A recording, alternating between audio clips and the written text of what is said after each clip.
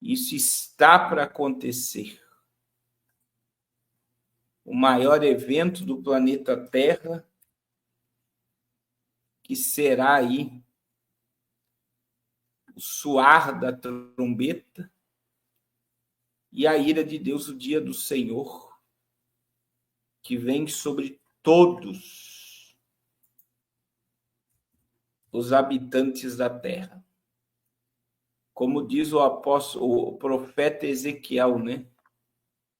O profeta Ezequiel, ele disse: o fim vem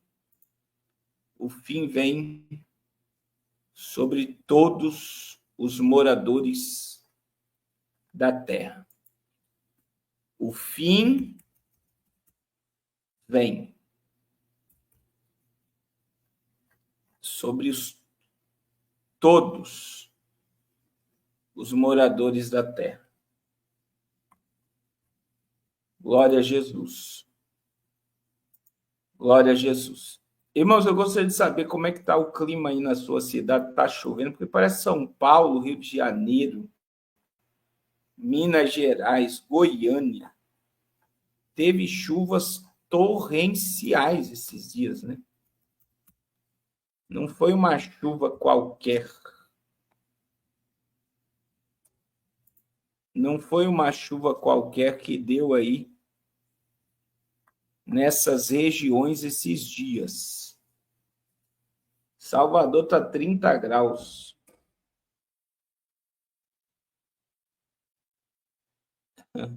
Fortaleza está quente. Está calor. Hoje teve chuva de granizo aonde? Ó, São Paulo está chovendo. São Paulo está chovendo.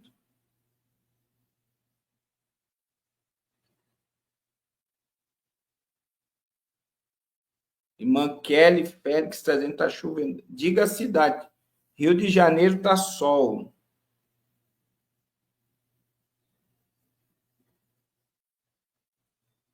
Vamos lá. Vocês viram? Eu vou falar agora sobre a tsunami que deu no Peru e no Chile, né?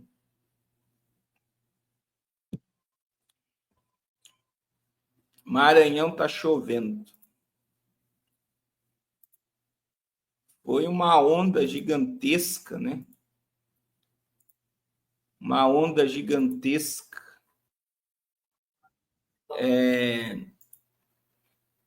Que deu aí no Peru. Assustador.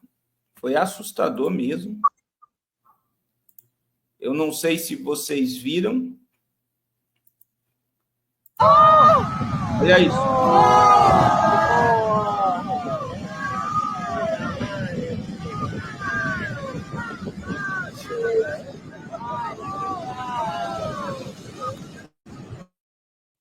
Olha isso. Foi ontem.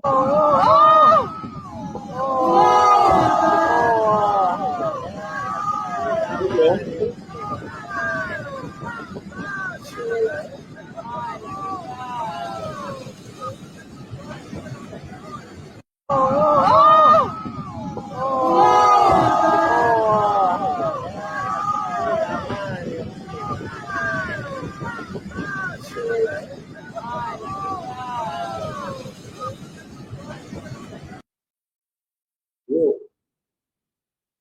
O irmão Miros, esses dias, me mandou imagens de um céu rosado, roxo, em Curitiba, né? Irmãos, eu digo para vocês, a gente está com filtro na internet, tem assuntos que a gente fala na internet e mostra. Eu estava pensando isso hoje, né? Eu postei no meu Instagram,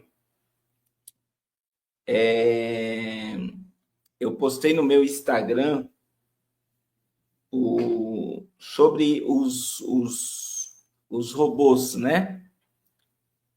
E o Instagram me disciplinou até março de 2025.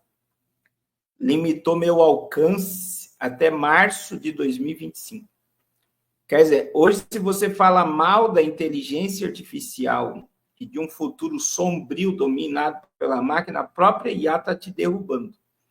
Porque depois eu fui verificar a informação que eu passei, ela é verdadeira. Eu entrei com o recurso lá, estou aguardando resposta.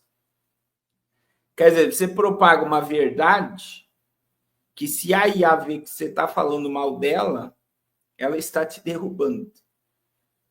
Então, assim, a gente, boa parte do Brasil, pelo que eu estou percebendo aí, está com uma boa parte, está um calor enorme, né? Um calor enorme. A gente está vendo que na Itália, alguém viu aqui o que aconteceu na Itália? As nevascas da Itália estão assombrosas. Está criando gelo, umas camadas de gelo gigantesca, né? Gigantesca.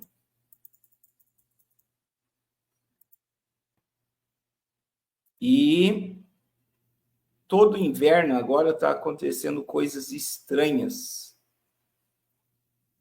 Em todo o inverno.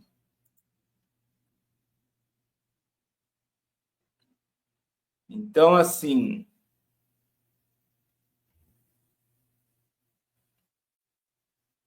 a gente está vendo, assim, muitas coisas acontecer. Muitas coisas acontecer. A gente vê, irmãos, quando você observa os animais, os pássaros, eu sempre digo, a natureza percebe que as coisas não estão normais. Mas o ser humano não quer acreditar que o mundo não está normal. A natureza está dizendo algo para os homens, né? Por mais que existe muita coisa manipulada, mas eu digo para vocês, Sol, Lua e Estrela. Para que Deus criou Sol, Lua e Estrela? Gênesis, capítulo 1, versículo 14 e 15. A Bíblia diz que Sol, Lua e estrelas foram criados para sinais. Sinais dos tempos. Aí, Joel disse que haverá, né, mostrarei prodígios no céu e na terra. No céu e na terra. Jesus disse que haverá sinais no sol, na lua e nas estrelas. Então, assim, você vê que qual é o efeito da lua sobre as marés, por exemplo? É a lua que controla a água no oceano. É a lua que controla. Aí o sol gera. O sol, a lua e a terra geram o tempo, meses, anos e estações. Olha só a grandiosidade de tudo isso. A grandiosidade. Né? Ô Sidney, não repete mensagem, irmãos. Não repete mensagem. Nós somos pré-tribulacionistas. Então, você vê que as estações do ano, elas preparam a terra para o plantio e para a colheita. E veja que existe um ciclo de terra seca, de chuva. O ciclo da terra está preparada para receber semente e o ciclo da terra está preparada para receber a colheita. Não é interessante isso? Quem é que criou tudo isso, irmãos? Isso não é obra da evolução, né? É impossível nós termos isso na evolução. Só que veja que as aves, a abelha, por exemplo, se você for fazer estudos sobre o desaparecimento da abelha e o efeito de uma humanidade sem abelha, vai dizimar bilhões de pessoas. Alguém sabia aqui que a falta de abelha pode matar bilhões de pessoas? Olha como Deus é perfeito. A abelha é essencial para a vida.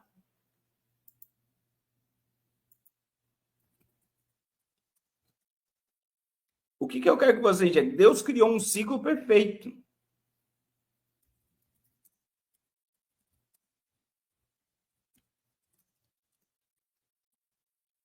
E eu já vi uma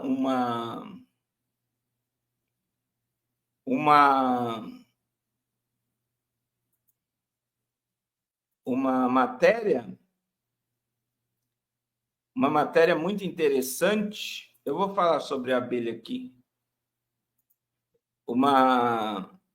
Por exemplo, barata, rato, insetos. Presta atenção.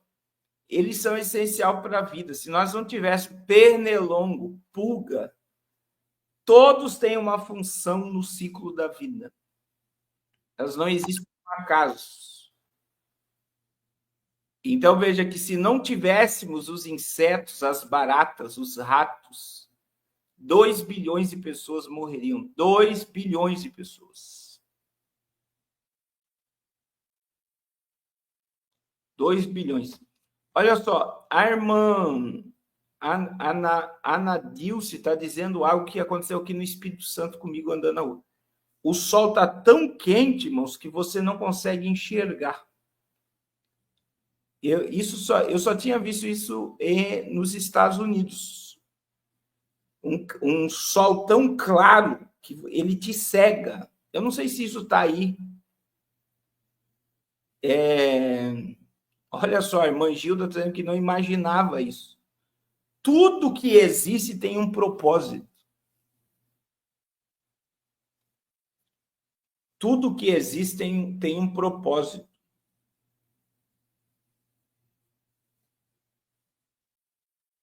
Tudo.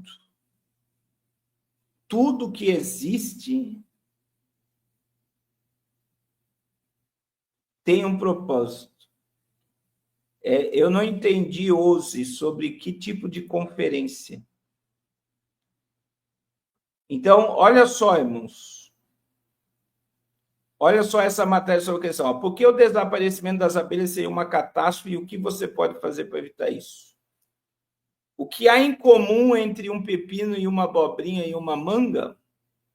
Não muito aparentemente, no entanto. Essas 3 coisas devem sua existência a um inseto, a abelha, cujo serviço também proporciona vida a muitos alimentos que conhecemos. Sem as abelhas, você poderia ter que abrir mão da geleia de morango no café da manhã, das amêndoas, das maçãs, das mangas, tomates, kiwis, melancias e de inúmeros outros alimentos. Esse inseto de pouco mais de 1 centímetro de comprimento tem frequentado o noticiário nos últimos anos.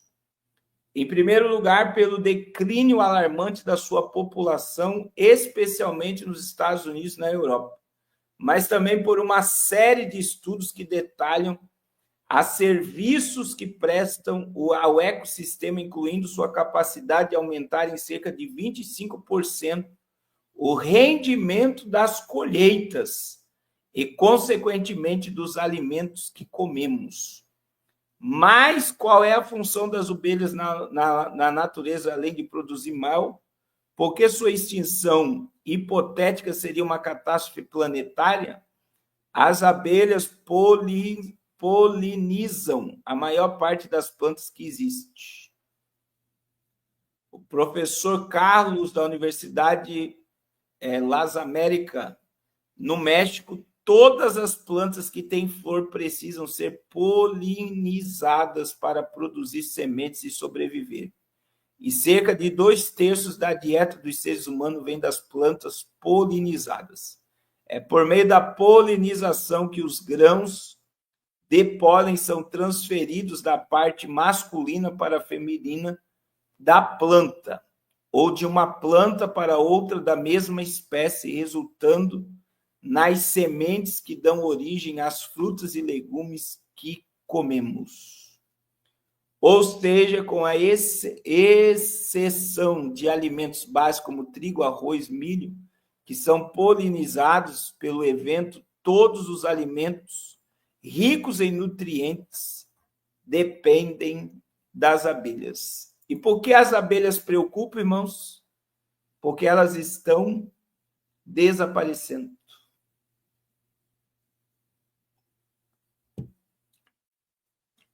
Desaparecendo. E veja que todos os alimentos, a matéria diz que todos os alimentos que têm nutriente precisam da abelha, e se a abelha desaparecer, desaparece o alimento.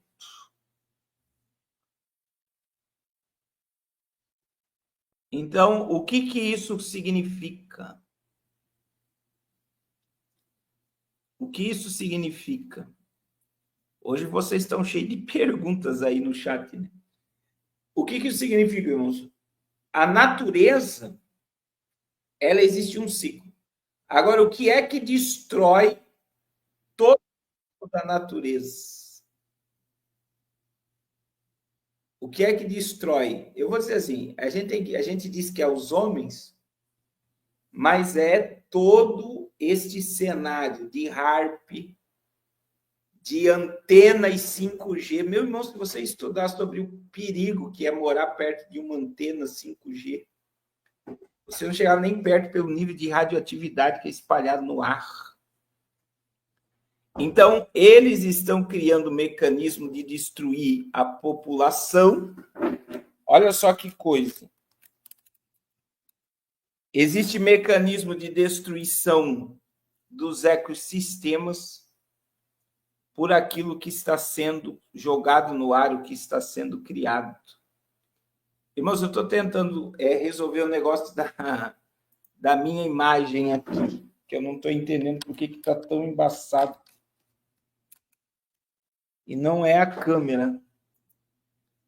Mas já vai melhorar, em nome de Jesus. Então, assim,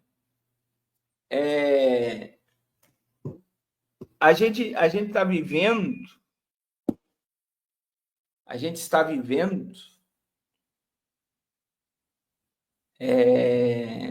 dentro de um sistema de autodestruição. E aí a gente vê que você nunca vai ver um animal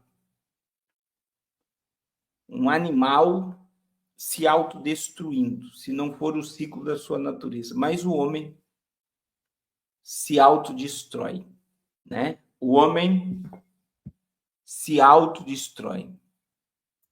Então tem muita coisa acontecendo no nosso meio, no nosso ciclo de vida. E aí veja bem, eles criam as máquinas para destruir a natureza, eles criam as máquinas de destruição, e aí eles pegam e culpam os homens, dizendo: os homens que destroem a natureza, nós precisamos salvar o planeta do aquecimento global. E aí, os seres, mas se você perguntar, irmãos, eu já fiz esse teste. Se você perguntar em qualquer ambiente com muitas pessoas, quem é que destrói a natureza? Quem é o responsável pelo aquecimento global? As pessoas irão dizer: somos nós. As pessoas vão dizer assim: somos nós os culpados pelo aquecimento global. Mas a gente sabe que não somos nós os culpados pelo aquecimento global, mas o aquecimento global é algo que está ligado a tudo que eles estão fazendo na atmosfera. Então, está além de eles pegam e colocam a culpa nos homens, e os homens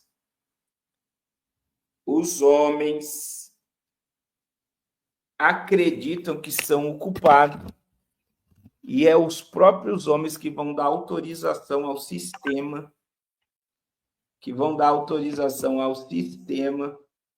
deu uma melhorada, irmãos, em nome de Jesus. É os próprios homens que vão dar autoridade ao sistema para destruir com eles mesmos. É incrível como as pessoas aceitam com facilidade coisas que elas jamais deveriam aceitar. Meus irmãos, eu não anunciei ainda, eu não estou nem na metade da live, hein? Mas eu preciso anunciar para vocês o nosso jejum que começa dia 1º. Quarta-feira, às 6 horas da manhã, nós começamos o nosso jejum. Então, eu gostaria que você já colocasse o seu despertador aí para 6 horas da manhã, não importa a hora que você vai dormir. O nosso jejum começa às 6 horas da manhã do dia 1º.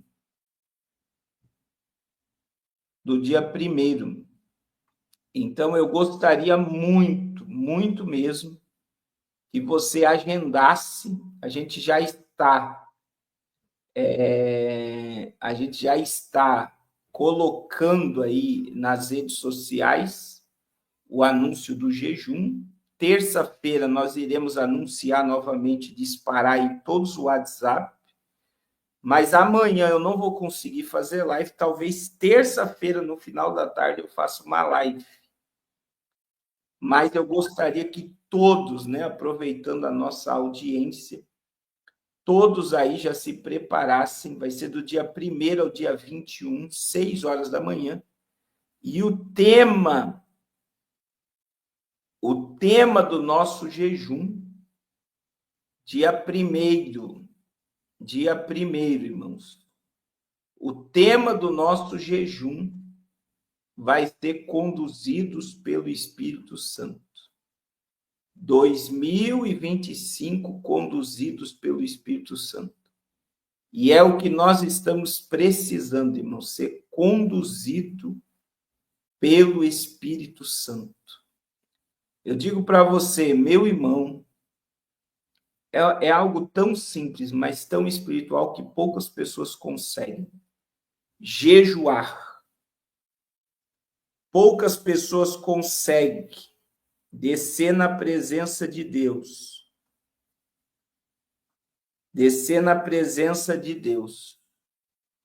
Se humilhar, colocar a boca no pó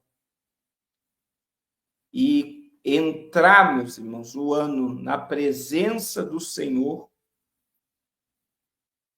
vai fazer toda a diferença na minha e na tua vida. Toda a diferença. Então, em nome de Jesus, já coloca teu relógio despertar aí. Dia 1º vai ser 21 dias. O jejum é da hora que iremos dormir até meio-dia.